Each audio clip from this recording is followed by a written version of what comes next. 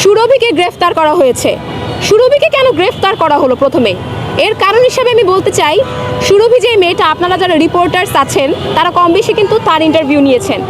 তার যে কথা বলার আচার আচরণ, তার যে অঙ্গভঙ্গি, তা কিছুটা বিতর্কিতমূলক অঙ্গভঙ্গি, যার কারণে প্রথমে সুরভিকে আটক করা হয়েছে, যাতে বাংলাদেশের একটা অংশ বিশ্বাস করে যে সুরভির বিরুদ্ধে যেই মামলার একটা কথা হয়েছে, সুরভিকে দ্বারা এ সকল কাজ করা সম্ভব, তারা যাতে বিশ্বাস করে। তাই প্রথমেই সুরভিকে গ্রেফতার করা হয়েছে এবং আস্তে আস্তে এক একটা জুলাই যোদ্ধাকে এক এক রকমের ট্যাগ দিয়ে কিন্তু গ্রেফতার করা হবে।